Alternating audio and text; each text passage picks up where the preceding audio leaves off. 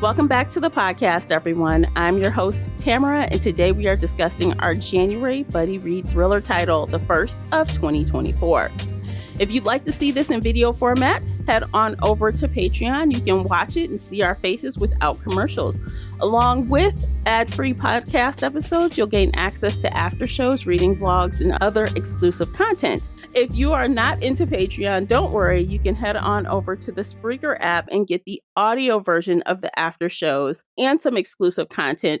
Again, it's audio only, so you won't be able to see reading vlogs and other things that require video. So if you still like video, Patreon is the way to go. You can join me and my two co-hosts over on the Book Club's app for even more book chats, including a Discord server and monthly book club meetings. Please subscribe and like the podcast wherever you're listening.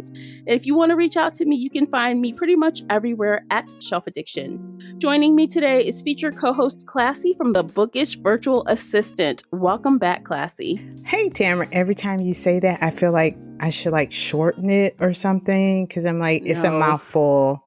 It's just me. I'm stumbling all over the place for the first two episodes. I mean, Casey had it too. Okay. I'm like, I don't know. I took a week off from doing anything and I can't talk anymore. It's okay. It's got to get back into the groove. But hey, Tamara, how you doing? Hey, girl. Hey. Hey. Happy New Year. Yes. Happy 2024.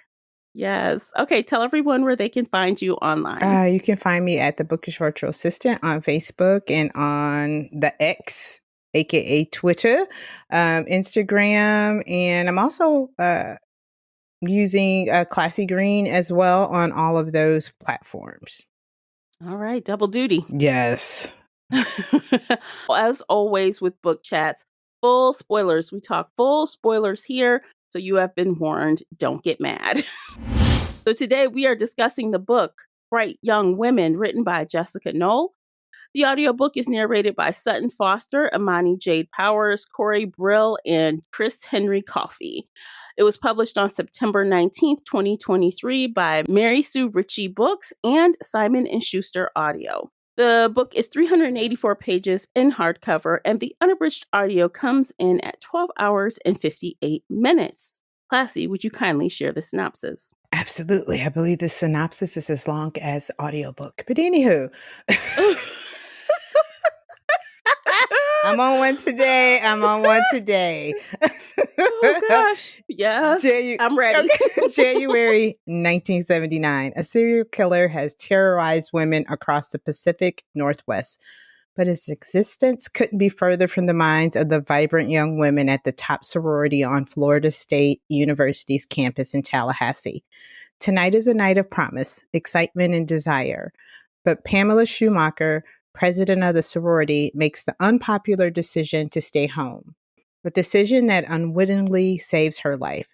Startled awake at 3 a.m. by a strange sound, she makes the fateful decision to investigate. What she finds behind the door is a scene of implausible violence. 2 of her sisters dead, 2 others maimed. Over the next few days, Pamela is thrust into a terrifying mystery inspired by the crime that's captivated public interest for more than 4 decades.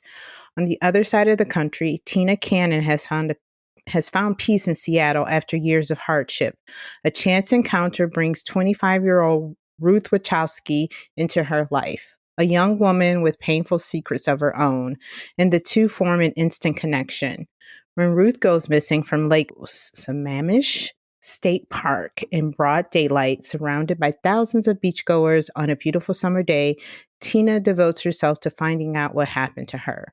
When she hears about the tragedy in Tallahassee, she knows it's the man the papers refer to as the All-American Sex Killer.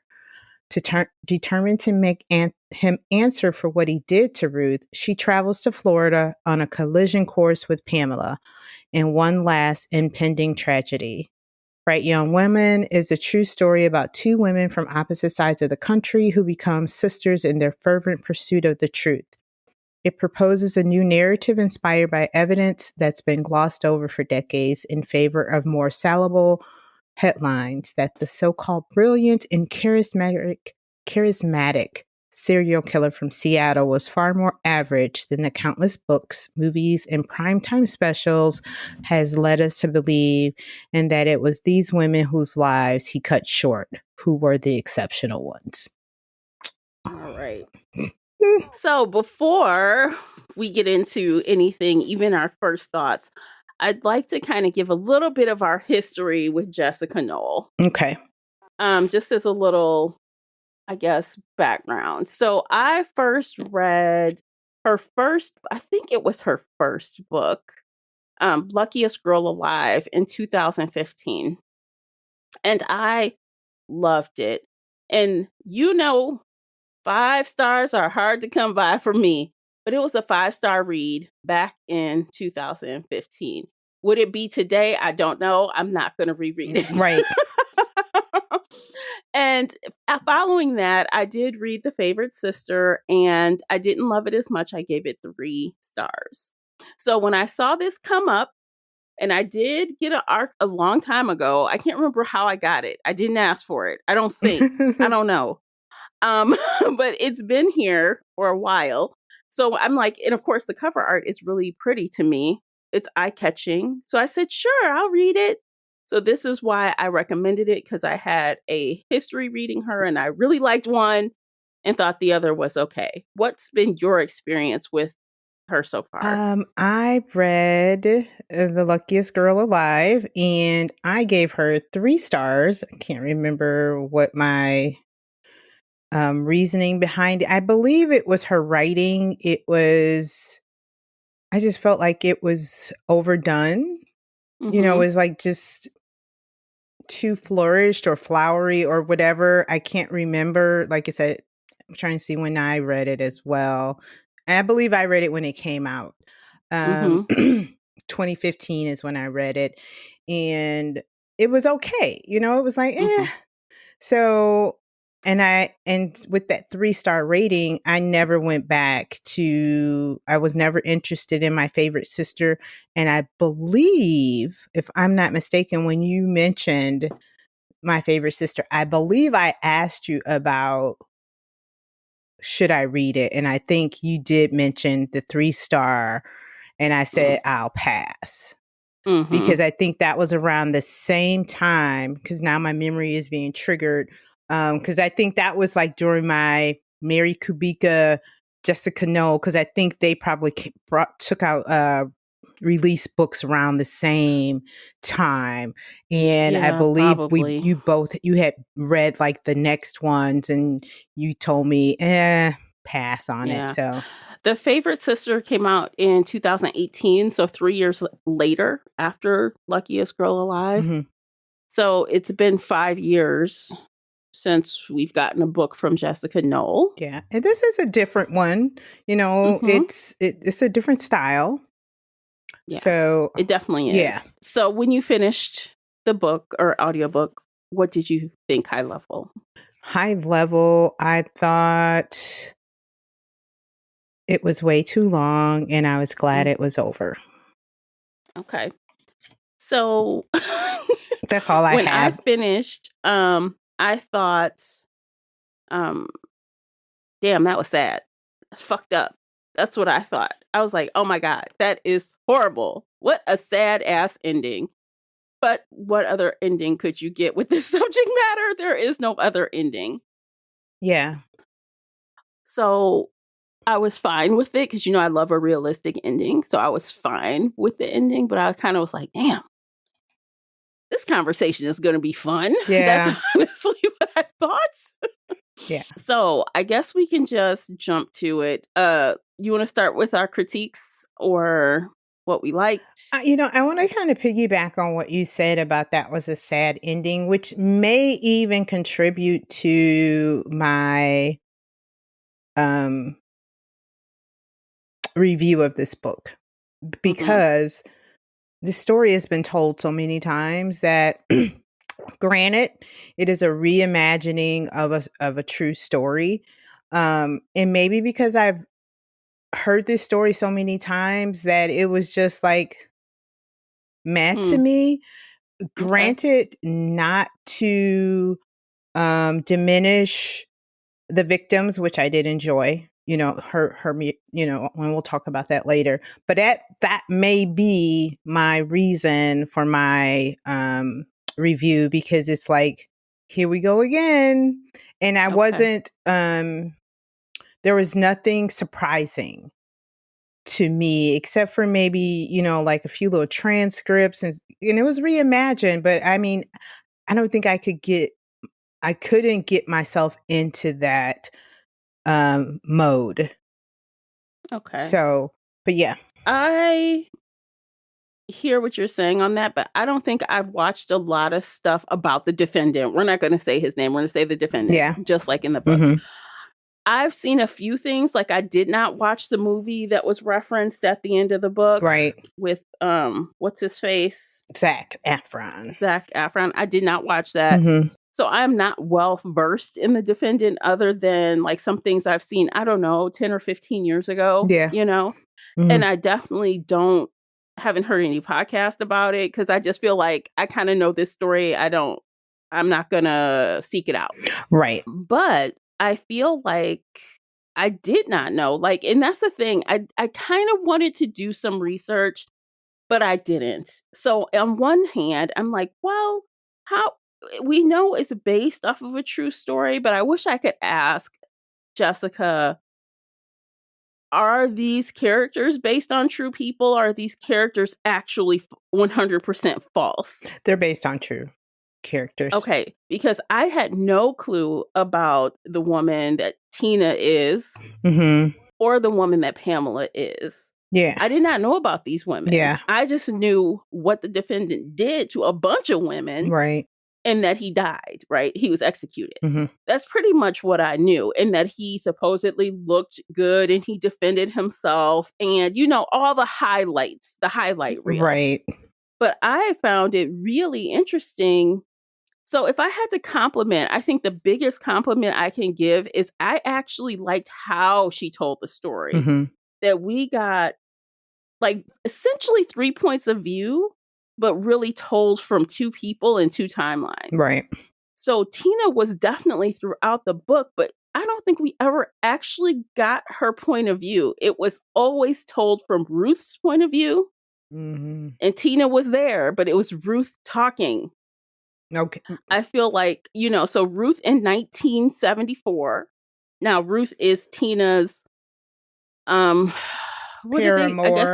I guess. Yeah, paramour. But at the end, they seem like they were like legally partners or something. Because she was able to get her. Yeah, I think. Yeah, like legal. Yeah. Right. So I feel like we saw Tina through Ruth's eyes in 1974. And then in 1978, we saw Tina through Pamela's eyes. So, and also in present day, Pamela was telling the story. So Tina was never in the driver's seat of this story, which is very interesting and different. I'm like, okay, so she's a main character, but she's never in the narrative driver's seat. Right. She's always there, but from other people's point of view. I thought that was really interesting and very different in storytelling. Yeah, I totally agree with that. But yeah, the 2 main characters and 2 point of views were Ruth and Pamela. And as far as the characterization, Pamela, based on her story, she was, I believe, the sorority head sister or whatever. Yeah, she's the president. Right. But in the real story, what happened is this girl had come in, Pamela, I can't remember who the real the real victim's name is. She was coming in from a date with her boyfriend or whatever, and she was in the car, and her boyfriend's headlights flashed into the bedroom of one of the 2 victims. And he thought he was caught. And when he came out, she saw his face. So, you know what I mean? So this is how she kind of reimagined the story. It was still the sorority person. And some of the characters, if I'm not mistaken, some of the character names may be similar. But yeah, they are based upon true characters, and I think the Sammamish, as far as Ruth, those are all true too, because he escaped custody a few times and Yeah. got away. So and the University of Florida was his last killing. Mm-hmm. So but yeah, I did enjoy that the story was told in two different timelines with two different characters, because a lot of times, Mm-hmm. and you know what, well, there was three different timelines, because which Mm-hmm. was kind of off a little bit, where they brought Pamela to a current day more kind Yeah. of. So yeah, there was three timelines. It wasn't Yeah. the current timeline wasn't used as much, but and I do agree with that. She did a great job with the time jumping. A few times I was like, are we, because the 70, the time jump wasn't that different. It was only like what, 4 years 4 maybe. years. So yeah, so sometimes it kind of threw me off, because it was like, where are we? Which So 70 time the era? author used now I don't know if you looked at the hard copy, but I know the narrator said this, but each chapter heading, there's no chapter number. Yeah.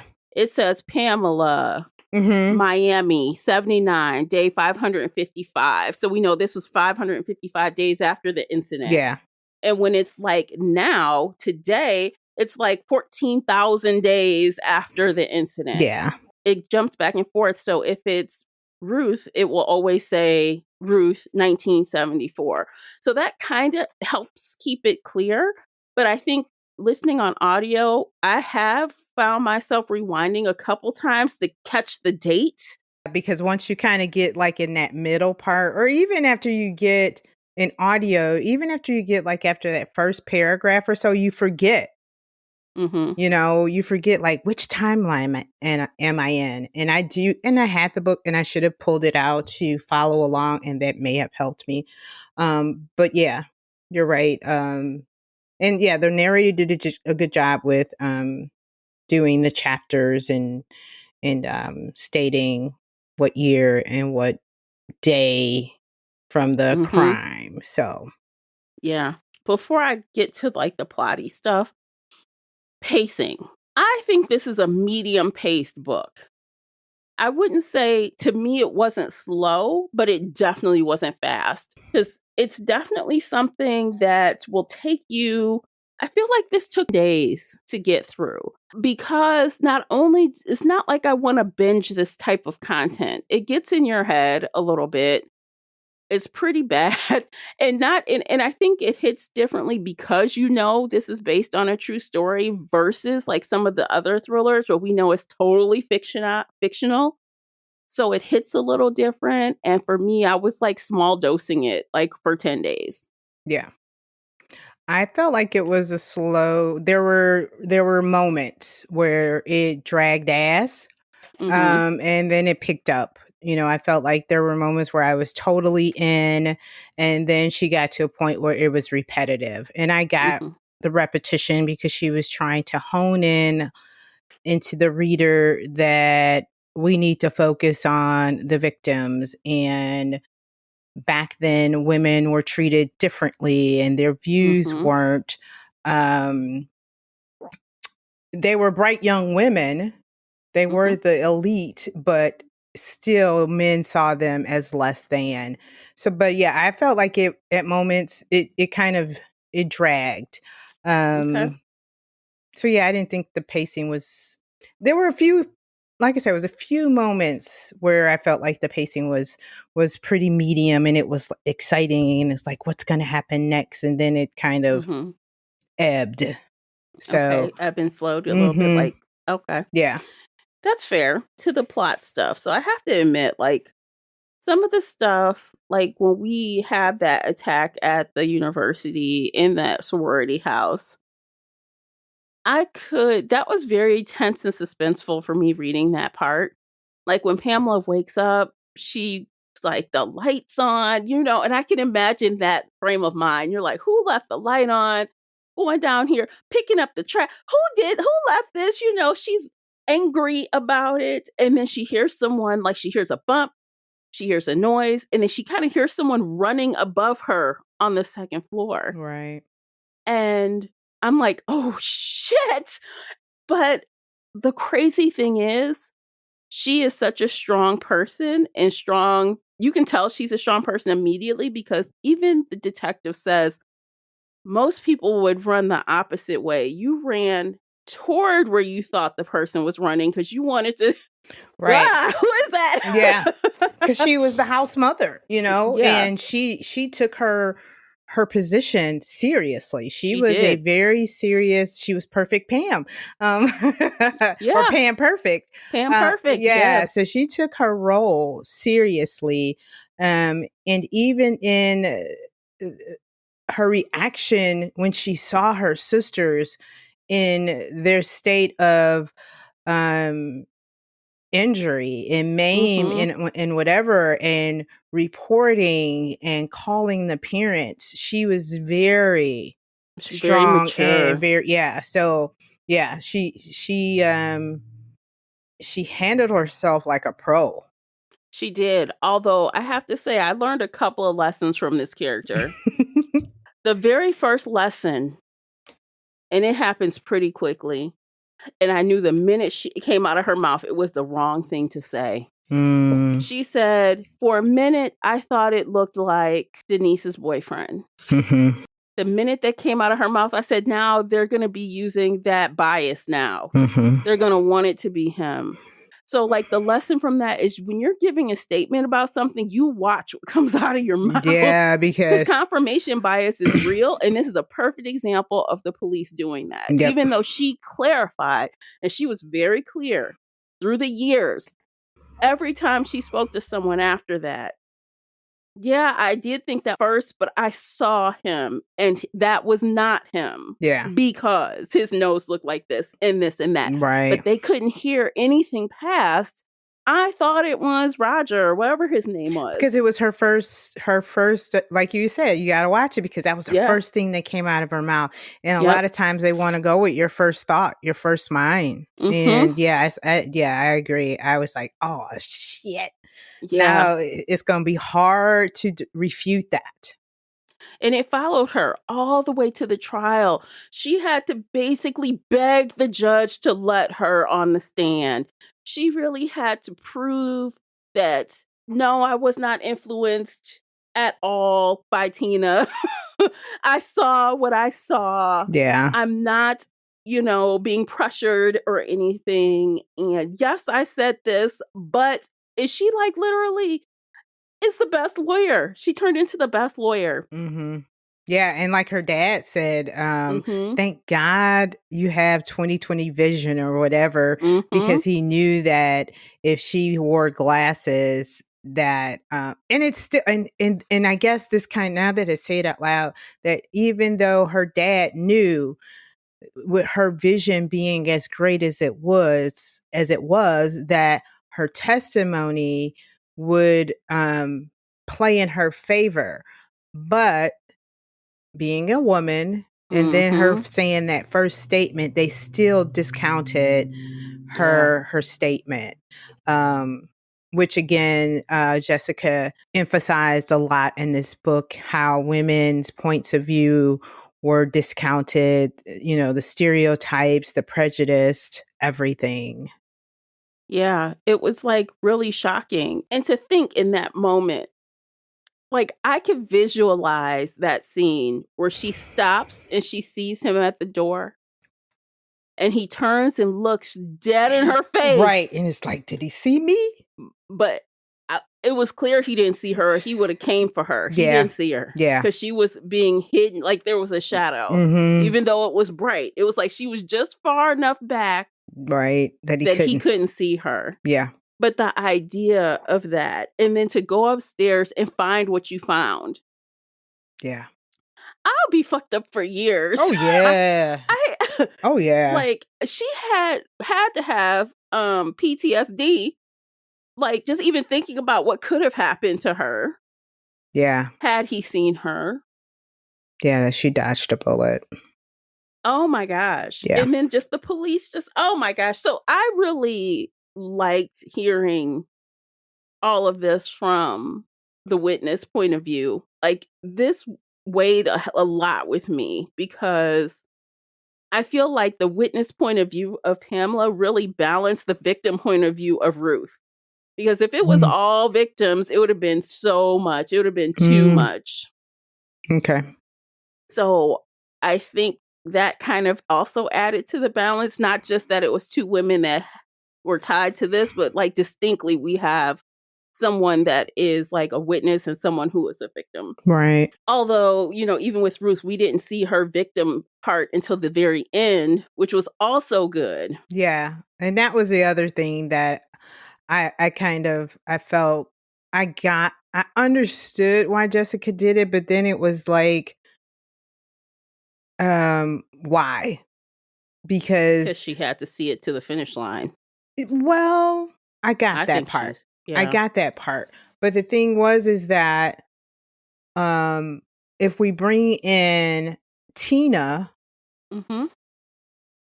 and I think this is probably where I felt like it dragged ass Okay. because granted Tina is coming in to make sure he is captured or that we catch this guy. Mm-hmm. But we hear this long ass story about Tina from Ruth's Mm-hmm. point of view, Mm-hmm. and Tina is not a victim. Granted, she's Mm-hmm. the savior or the person to um She wanted right the justice. wrong, Yeah. right, for Ruth. Mm-hmm. Um Because her own family didn't give a fuck. True. True. So she needed a champion. Right. But yeah, but I don't know. It just seemed like it was, and maybe though, and those were those moments of lull for me. Mm-hmm. Um, and I do get it. I really do, because like I've told you before, um, I have a niece who was murdered and we still have not found his her murderer.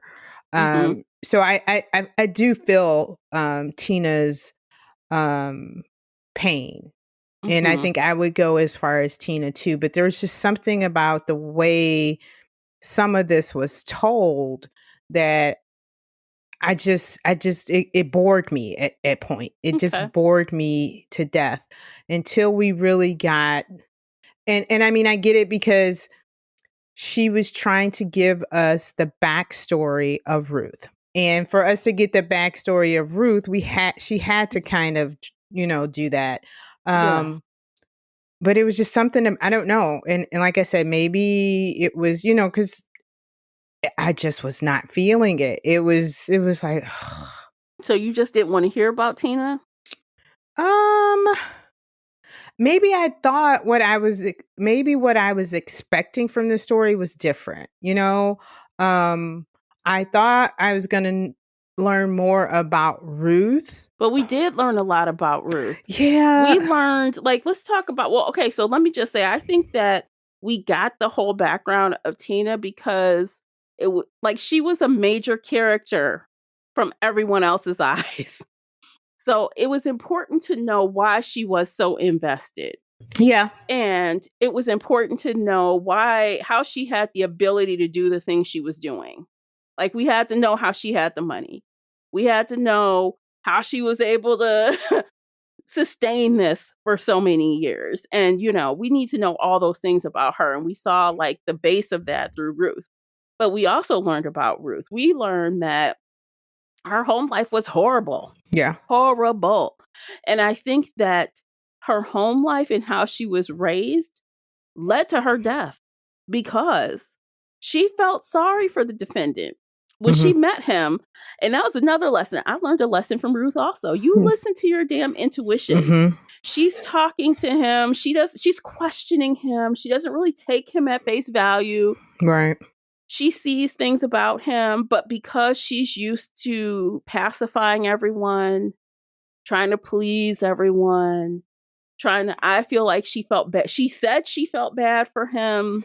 She got up and went with him. Yeah. And I mean, that's a thing for women, period, especially during that time frame is we were nurtured. Today. Yeah, today too. That nurturing, mothering kind of thing.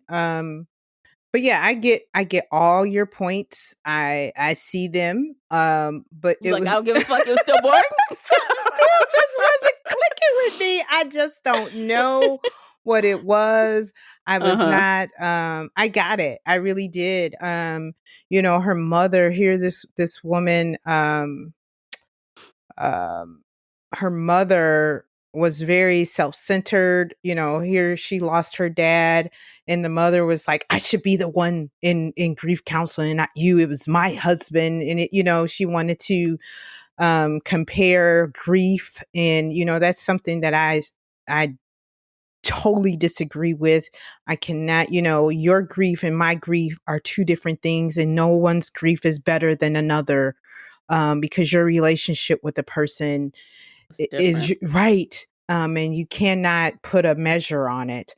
But yeah, I got it. I understood, like we had to, I totally got that we had to get to the where they met, the meet Mm-hmm. cute, if we want to call it in romance, Mm-hmm. that part. I got that. And I don't know. It was like, were and I can't explain it, but it was just something that just did not click with me in this book. Okay. I get all your points. I see it. Um, but there was just something like, meh. I get it. Yeah, it was nothing wowed me.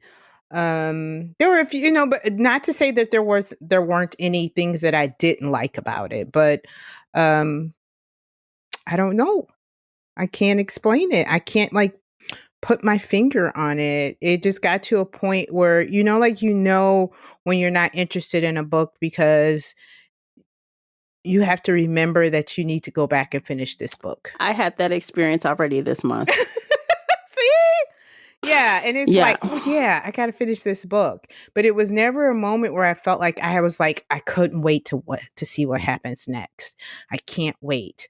And then I felt like, too, and I don't know if this relationship with Ruth and Tina, were they lesbians? Yes, It they were. they were lesbians, but I'm saying the true characters that she's basing Oh, this you upon, mean the real the people? real Were they people. Because lesbian? Yeah. nowadays they got to throw some of these characters in here for likability. And I didn't know about, I never did look into, if Tina was a real character or not. I know Mm-hmm. Ruth was, 'cause she was a victim, but and it was just like, oh, here we go again. Mm. Here we go again. And granted, I know they exist. Mm-hmm. I am not against the LGBT community, but sometimes I just wonder when it comes to writing, is this genuine? Or did you just throw this in here because now you can say I have addressed that community? Okay, so I want to tell you why I think it's genuine, but let's do that after a commercial break. I'm ready. Bring it. Yes. Okay, so you guys, please check out these commercials. While listening to those, hop on over and check out the Book Review Journal. It's not too late to kick off 2024 with a new journal to write all your little bookish stuff. So it's available right now. And also, we'll be right back. Stay tuned. Today's episode is brought to you by the Shelf Addiction merch store. Check out all the bookish t-shirts, notebooks, mugs, and more. Don't miss out on these original designs, perfect for any book nerd. Support the podcast and visit shelfaddiction.com/merch and pick up your next favorite bookish item. All right, guys, we are back. So let me tell you why I don't think that the lesbians were a check mark for this book. Okay. So, like you, I do not know the roots. I do not know if the real person that is Ruth's character was a lesbian or not. And I don't know if Tina is real or not. I'm thinking she is, but I don't know for sure. But the fact that the author took such pains to go back and explain the history of Ruth exploring being a lesbian or not knowing what that is, but exploring with her best friend who was her brother's wife. She went back into that. And then also there was even a little bit. Now, one thing I wasn't sure if I liked was that poor Ruth felt like she was a lesbian because her father was gay and hiding it. So I don't think that kind of thing can be passed down genetically. And yeah, I caught that too. So And I don't, yeah. But I think now with that part, I did get where I got the feeling that she recognized that her dad was different. And then for later on, she kind of felt like, how dare you put me in a facility to make me better when I'm just like you. And not to say it was but he's genetic. been there, I think, because when she went, he's like, it's not a bad place. That made me think he'd been there for treatment. So, Okay. and I think that's why he felt bad about it until the wife was like, you're gonna do this. Yeah. And then he was like, okay, well, I think that he was under pressure from the wife to do it, and he'd been there. Okay. Yeah, because she mentioned, his body type. So it almost was like he might have been more of, like, yeah, because she's like, he had a pear shape, he had very feminine qualities. So, and now I will say, and now that you bring that up, that Jessica did do her research. She did do that. So, but yeah, those are some really good points for her to bring that up. Yeah, because I don't think it was just like, let me throw a lesbian in or some lesbians. I feel like she went far back enough in the story to justify that outcome. Okay. And both Tina and Denise, I'm sorry, not Denise, Ruth were married to men. Remember, Ruth was an adult. She married a guy. Yeah. And so did Tina. But Tina married, poor Tina. She married this old man that was molesting her all her fucking life. Oh, gosh. Basically. Yeah. So it's like, it's a mess. Yeah. It's a mess. And I gotta say, I thought at first the author was trying to say, because I could not tell why Ruth had such a problem with her father, why she needed to go to a club to talk about grieving someone you basically despise. And I'm like, did he do something to her? It took a minute for us to hear the roots of that. But at first, at face value, I'm like, oh my God, was she molested by her father or something? That's what I thought initially. Yeah. And then when it all came out, I'm like, well, thank God it's not that, because we just then had to deal with that with Tina. But that wasn't, her parents just let that happen. Tina's parents let her get abused by this old ass man, and they married her off to him for money. Yep. Because they knew it was payday. She never had to work a day in her life. And all you had to do was, and the thing is, these things happen more often than not. Yeah. So I don't know. I believed it. I believed them. I believed it. It was fine for me. I didn't have a problem with it. Yeah. Yeah. Yeah. I don't know. It just kind of that subplot of the lesbian subplot. It was just like, and granted, like you said, I think it was real, but it was just like, what was maybe this is it. What was the importance of that subplot of her being a lesbian? How did that tie in to the importance of this story of the killing? Well, I don't know if it ties into the killing per se, but I feel like it ties into Tina being her champion. If she was straight and her and Tina were friends, would Tina have been invested like she is? If she was my best friend, yeah, I would. That's just me, though. So, but yeah, I think that may be, now, if I say it that way, that may be my reasoning behind it is, okay, so why this? But I can see now if she wants to bring it in as a love triangle, and the strong emotions that they had for each other, that relationship, and how it grew.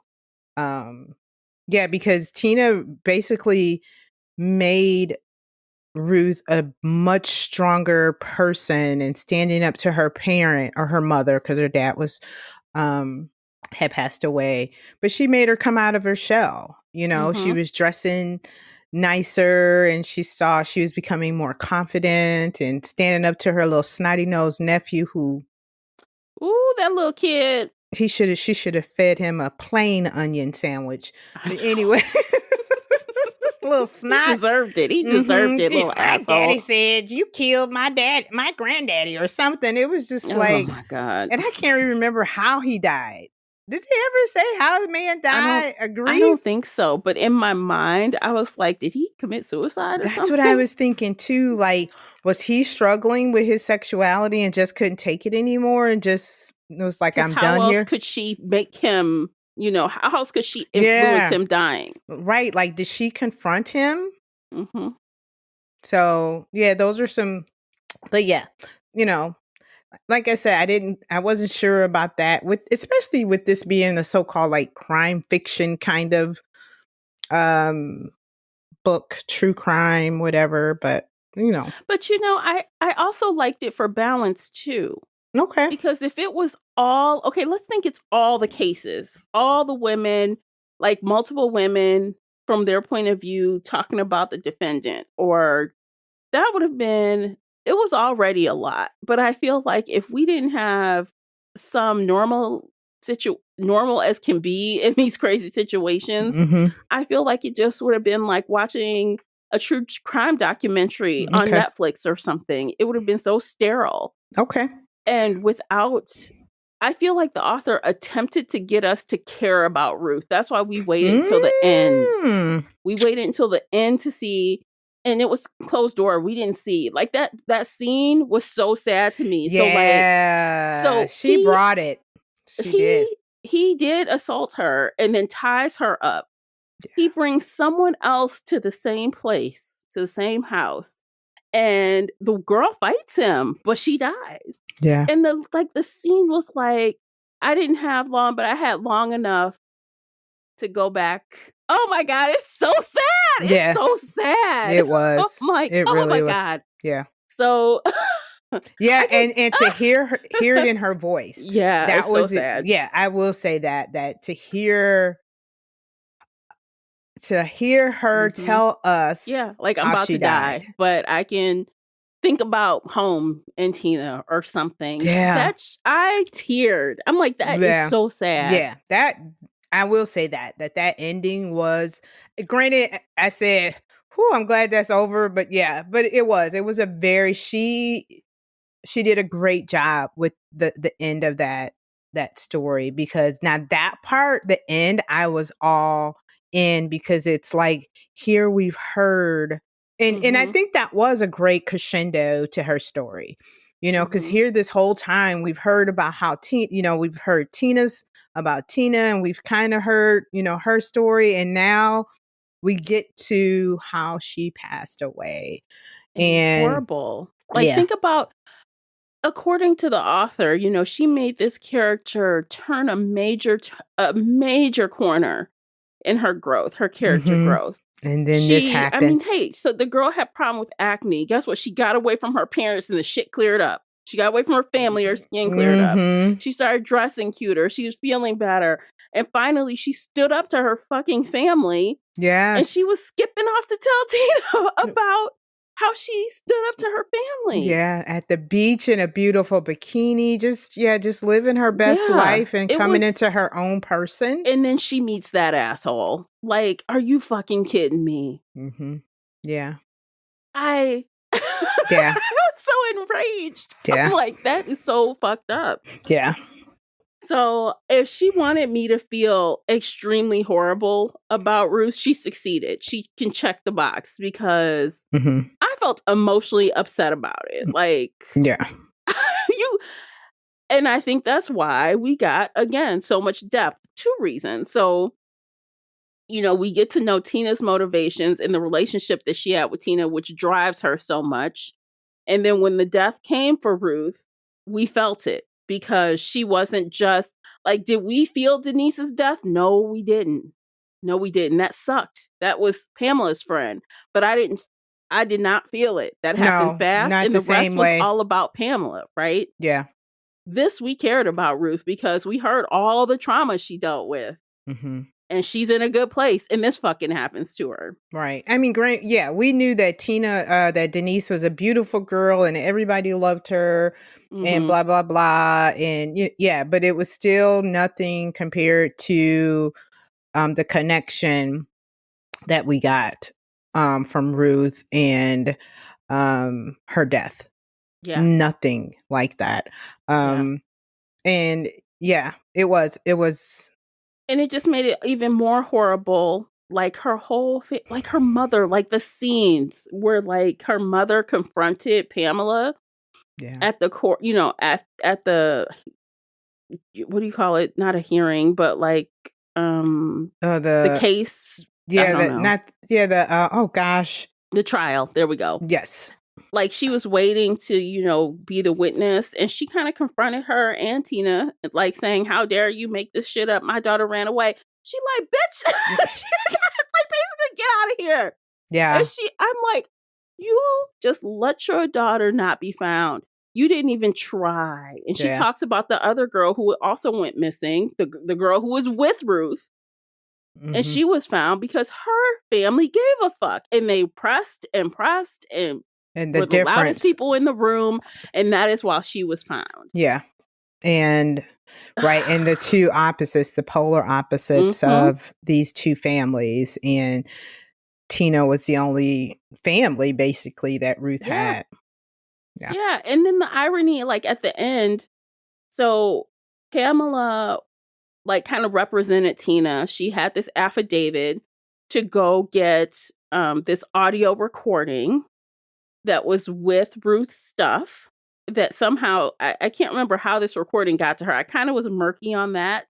But her childhood best friend, aka brother's wife, had this in her basement. And she went to retrieve it. And Tina stayed out of sight because she knew if she sees me, it's going to be this big thing. But it turned out she had this horrible reaction. Like she felt I feel like you don't have the right to act how sad you're acting. Yeah. You guilt. totally That's what turned that was. on her. It was just plain old guilt. Yeah. Plain old guilt because they realized nobody stood up for her. Even at the point when Ruth confronted her, the sister-in-law, and she's like, I really feel bad. And that was sucky too, because at first she said she felt bad and then she turned on her.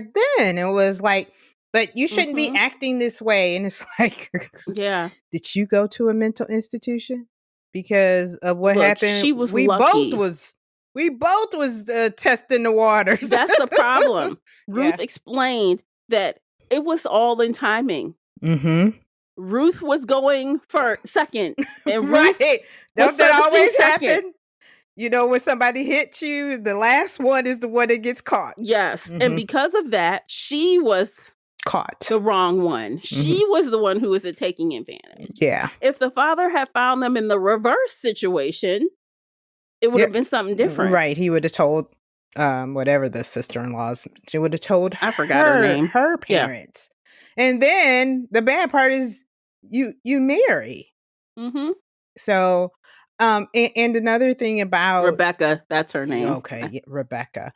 About with the lesbian subplot, I also felt like, I mean, granted, like I said, I wasn't sure how it tied in, but I also thought she was doing that also because during that time it existed, but no one talked about it. And as she mentioned, they tried to hide it under the rug. Being a lesbian, the LGBTQIA community has been around since the beginning of time. I think she kind of wanted to bring this up too, that because I mean, this was what, the 70s. This was like with the freedom and people were trying to live their best life, but people were still trying to keep them down. So I think her bringing that out as well. And like you said, just because you married a man doesn't mean anything, because her father married a woman. People and that wanted to blend. They knew they would be looked at funny, talked shit about, hell, sent to... They had to keep jobs. They had to keep... Yeah. Sent to hospitals to be treated. So they blended. Converted. Yep. So they had to blend. So, But yeah, Ruth's story at the end, it was... that got me. You know, it take a lot for me to feel... it got me. Yeah. It was, I mean, I felt like I was a fly on the wall watching her story unfold. Yeah. As this, yeah. And she did that so impeccably, and it was off page, all of it. Thank God, because we didn't need it. We knew what happened. Yeah, those were moments, right? And I think she did, a service to the victims, which was her whole goal in writing this story. And the reason why she even named this story Bright Young Women, because the stupid ass judge. Oh my God, the judge who was so sympathetic toward him. You are a bright young man. Ugh. And, and the media called him charismatic and handsome. And I loved how she made us know that, no, he wasn't. He was not that handsome. He was an average Joe. He was not charismatic. No. The women, from what I've heard, he creeped women out. He had, the way he lured them is with injuries, because he knew, because he's a fucking creep, that the only way he would get a woman to pay attention to him is to look weak. He was injured and needed help. Yeah. That was the only way. And then they feel bad for him, and then they want to help. So how is that charismatic? Media. It's trickery. Yeah. Trickery and fuckery. And he was charismatic. He was smart. No, he wasn't. He flunked out of law school, and I think he had to go to night law school, and the judge is like, you could have been a great lawyer and a bright future. But this man just killed women. Yeah. And this is what you say. How dare you show him like any kind of empathy? How dare you? I could just imagine his face. Like, yes, Judge, I know. My life would have been so yourself. Take care of yourself, young man. Fuck that you. Infuriated. Judge. That's what I was saying. You mother. Y'all let. Well, you know what? I think, so speaking of him, like, saying what the truth is about the defendant, that is one thing, if I had to criticize, is that I do feel like Knoll did a lot of repetition with letting us know how stupid the defendant is. We know he's dumb. You've expressed it several times. Yes. You don't have to tell me 15 times how stupid he is. Yeah. We know. So I felt like that was very repetitive. Yeah. It's like it was 2 seconds from being a milk situation. If y'all know what I'm talking about, you know. Right. If you know milk, and it does not do the body good, according to Tamara. I think she hasn't. When did we read that book? Oh my God, last year. I think we might have did it in March. So I think Tamara probably hasn't drank milk for 2023 for the rest of I don't know. No, not at all. I get some creamer in my coffee and that's it. No milk. No milk. Not even oat milk. But yeah, I think that was repetitive. Yeah. But I think that also, like, on the what was also good, I liked seeing the reporter through Pamela, that reporter guy. Like, that was another kind of throwaway thing that we didn't really need. Yeah. But it kind of explains about the audio that, because he was interviewing this guy. So this guy, when he presented himself, I can't remember his name, but he was on that guy is disgusting. How dare he? He deserves to go under the jail. Yeah, I can't remember his name too. Yeah. But when he got his chance, he was like, I can make money. So guess what? I'm going to befriend him. I'm not going to write the article I promised you I would write. I'm going to befriend him and write all these articles in books and make money. Yeah. And he turned out to get dementia. So in present day, Pamela was trying to, that's when they got the tapes in present day. She was trying to figure something, like her sorority sister from back in the day said, hey, this guy is here and he's talking because she was a doctor that works in this home for people that are Lulu crazy. like I don't say that lightly. He literally had dementia. He would like have rage situations. He Yeah. couldn't even. You had to sign a waiver to see him because he could attack you. Which he did attack Pamela, but she came back for more, and he ended up saying, "I interviewed him, and he told me A, B, and C," which motivated her to get an affidavit to get her hands on that freedom of information, right? The stuff. And that's what traced her back to Ruth's sister-in-law / best friend. That is crazy. Yeah. I forgot about the reporter. I mean, Yeah. when you brought it up, I'm like, oh, yeah. Yeah, that guy was absolutely asinine. Like, he seemed like he was going to be on their side, and he did a very abrupt about face. He did. He turned on them really quick.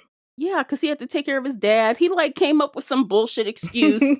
And then as Tina and Pamela left, now this is back in the 70s, as they left his house after confronting him, they ran over his mailbox. I had a visualization of that. Right. Yes. Like, fuck you and your mailbox. Right. And over. with a big cloud of smoke behind them. Yeah. So, I mean, there were a lot of layers in here. There's a lot going on. Yeah, it is. It really is. So, quickly, what'd you think of the audiobook narrators? Oh, I enjoyed them. At first it was like, when are we going to hear the male voice? Because it was like, I know it's a man in here, but when are we going to hear him? But it was shocking too. Yeah, it really was. Because I was just like, whoa. Because I forgot about him. Yeah, I forgot, because you hear, at the beginning, read by so and so and so and so. And I was like, okay. And then it was jarring. Yeah. Really. So he was the voice of the defendant, and they were listening to the recording. And he says, "Oh, it was such a crazy fiasco. Basically, once all three of us were in the same spot, and it kind of like we didn't get to hear the rest of it, but they know what happened because he confessed." I like that we had that in there. It kind of like jarred me, and it just kind of pay attention now. Yeah, it brought it made it more real. Yeah, I mean, if you thought Ruth's story, brought it to light to hear the defendant speak, it was just like, holy shit. Yeah. It's frightening. Yeah. It's frightening.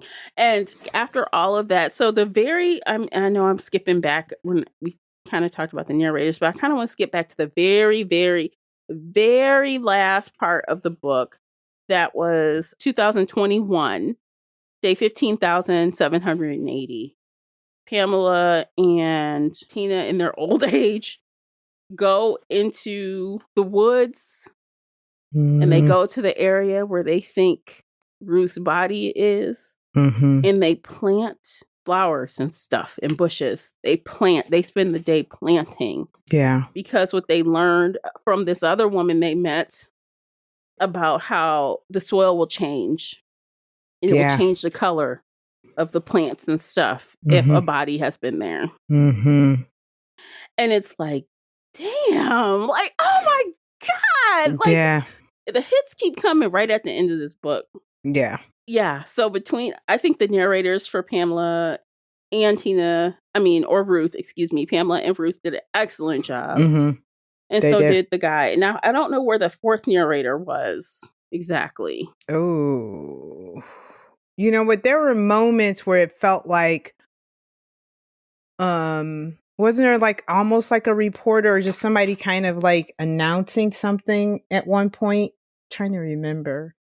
Because it was 3 females, right? And 1 male. But there were moments where it felt like, I can't remember where did that come in, that I did recognize a different voice. Well, if you come up with it, tell me, because I can't really think of where that other voice was right now. I'm kind of just flipping through the book to see if anything jumps out at me. Okay. If I can remember, because Yeah. Because Tina, like you said, Tina's story was told either from Pam or Ruth. Mm-hmm. So, I don't think she ever had her own chapter with her name on a heading. I don't think so. I'm looking now. I don't believe she did. No. no, it was like some kind of announcement or some kind of report. Yeah.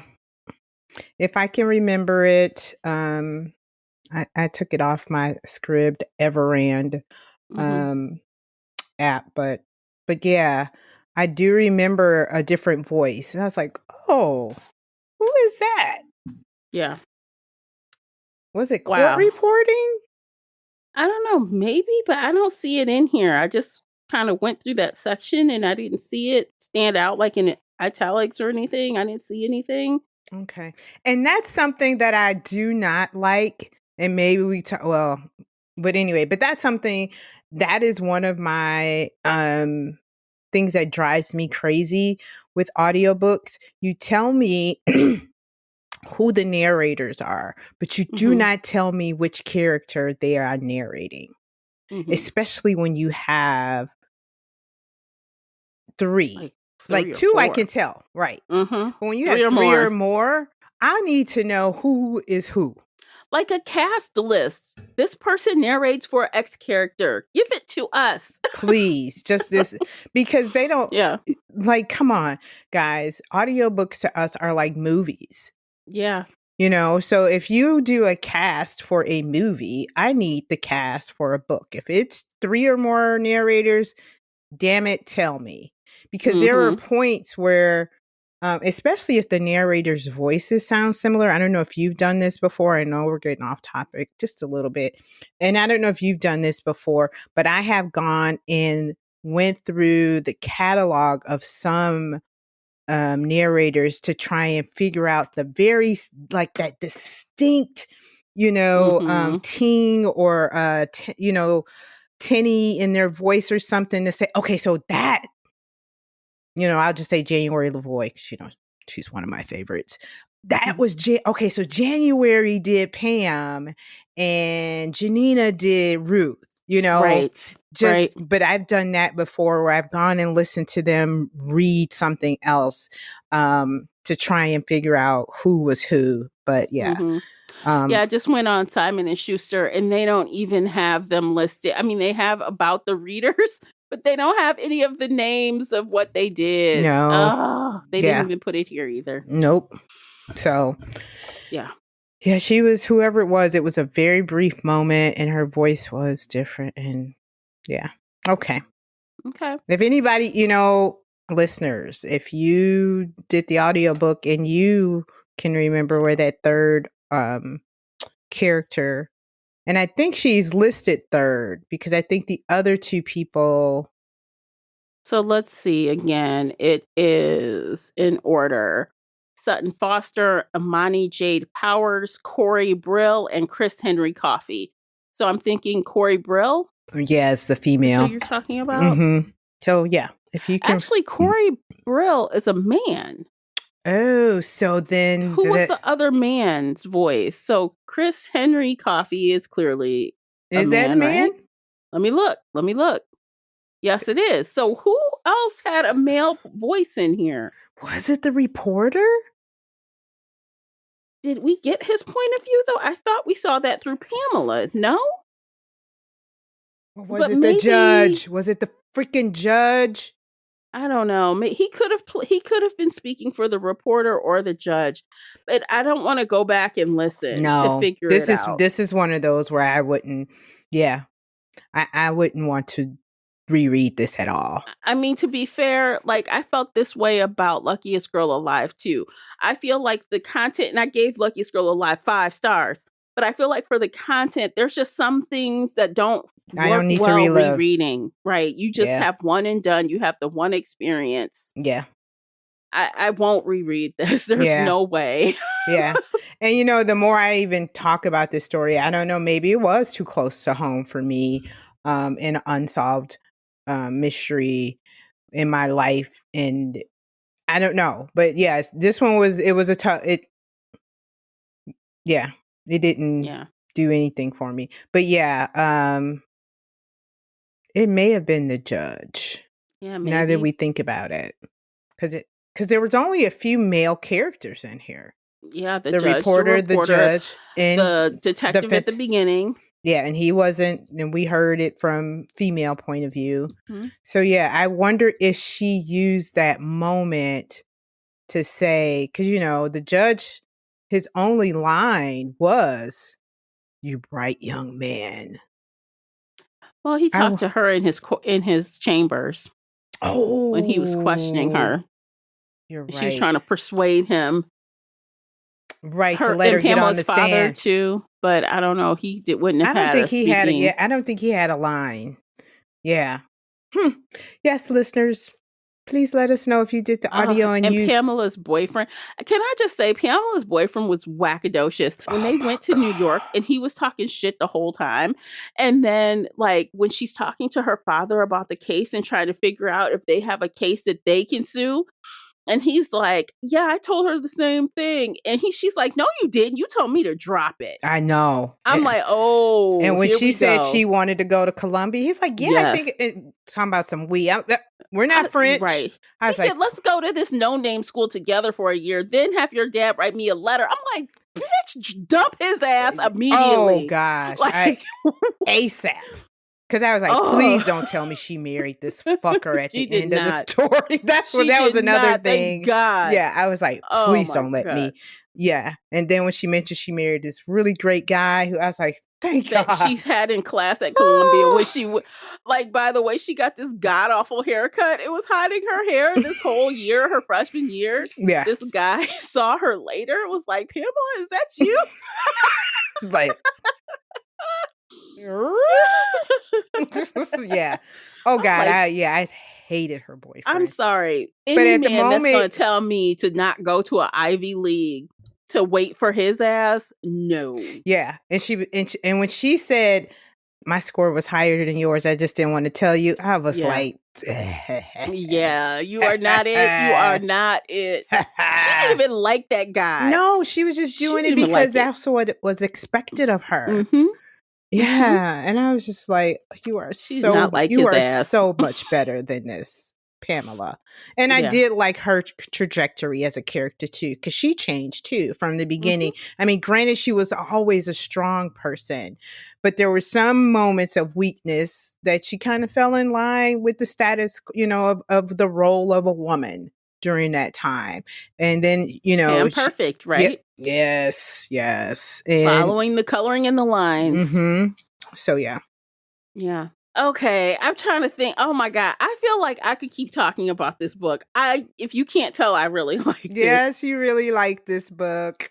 Good for you. Yay, I needed this because y'all know, if you listen to the podcast, I had a doozy last week. I was You talking know what? so much shit Yeah, the I'm other gonna have week. to talk to you about that after, because I did listen on Patreon and you was like, I shitted all over that book, but I didn't go back to see which one you did because I was doing something else, and I was like, it's okay, I'm gonna talk to her tomorrow. Yeah.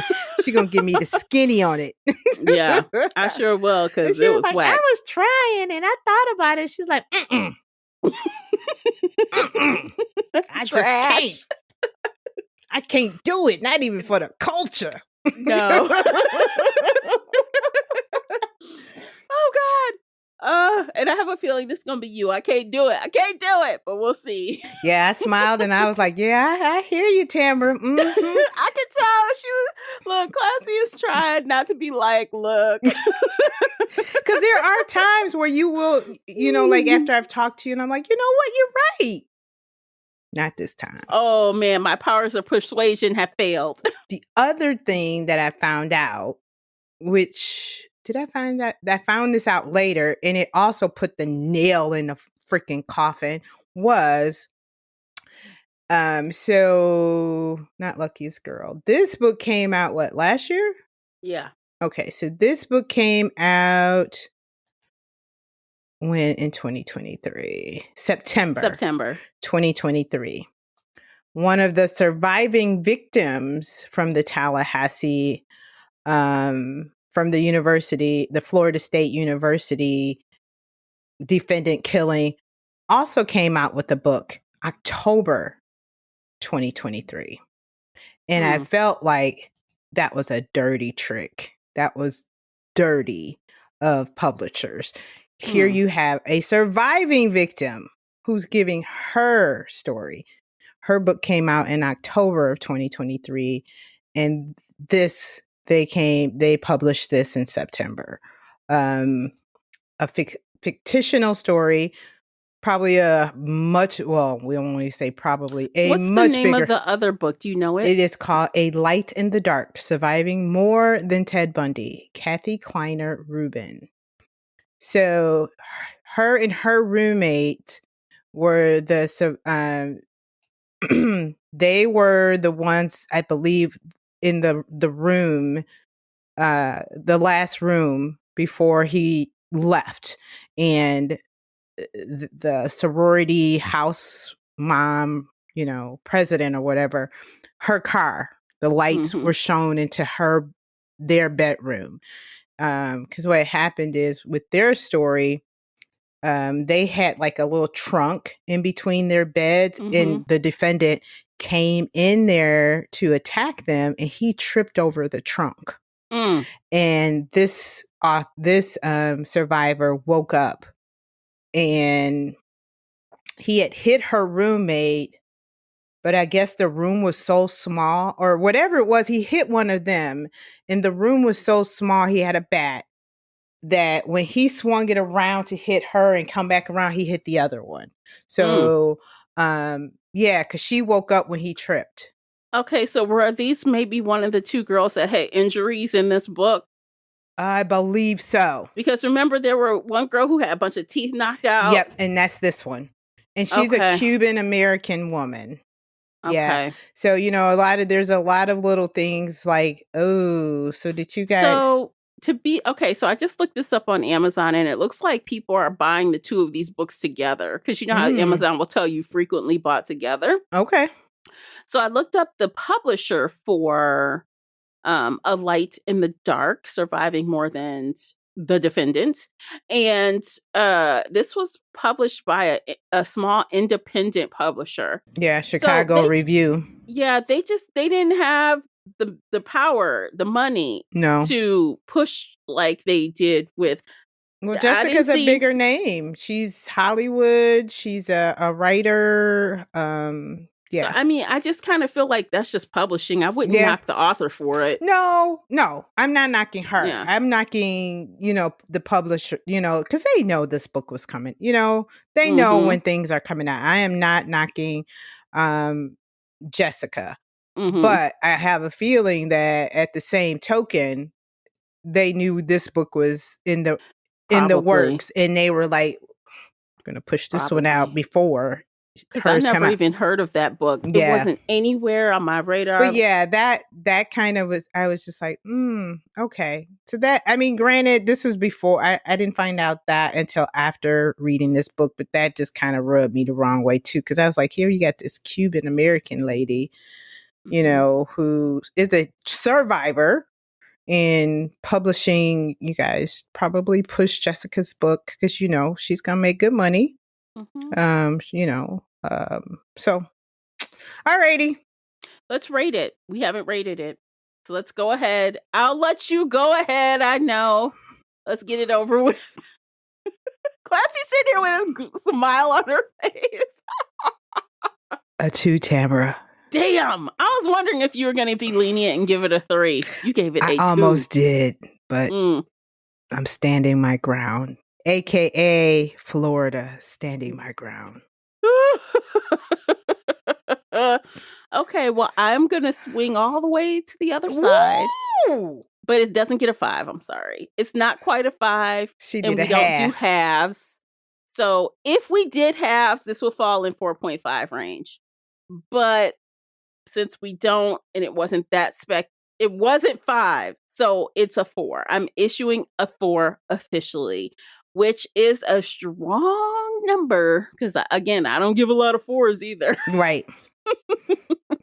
I tried. I mean, she was pulling at the heartstrings, but I was just I really, really liked it. I went into it not really sure if I would like it or not, to be honest. I tried to go in with a blank slate. Me too. And I didn't even read the synopsis. I didn't read the synopsis. I knew it was I didn't either. I knew it was about the defendant. I did not know it was about him until something triggered. And I was like, why does this damn story sound familiar? And then I went and I was like, But yeah, I did not know it was about the defendant.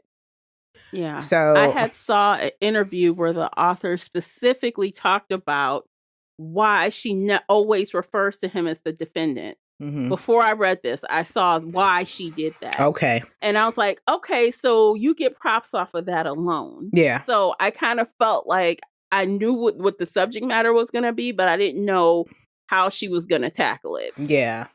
Yeah. So, but yeah, nice. Okay. Nice try. But I think that I will read more Jessica Knoll. Are you done with her, or would you try her again? Done. Okay.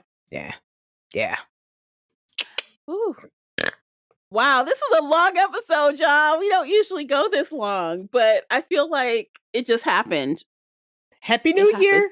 Happy New Year. Because honestly, when I first started this, I'm like, oh my God, this book was so sad. How are we going to talk about this for an hour? And we did. Yeah. Oh yeah. We're. Oh yeah. Yeah. Okay. But it was a good discussion. It was a lovely discussion. Actually, that's what I love about talking about books with you and in book club is that even if you don't love the book, it still yields great discussion because there's a lot of things to consider. Yes. You know? Yep. All right, we are done, you guys. Thanks for listening to this episode. If you are on Spreaker, there's an after show available for you right now you can listen to. And if you're on Patreon, of course, you guys have seen this after show before this episode comes out. So yeah, we are done for today. Thanks for listening. It's been a fun time, and we'll catch you guys next month. Take care of yourselves. Bye, guys. If you enjoyed today's episode and would like to show your support, there are a few things you can do. Head on over to Apple Podcasts and leave a positive 5-star review, or like this episode on your favorite podcast player. It seems so simple, but it really helps me out.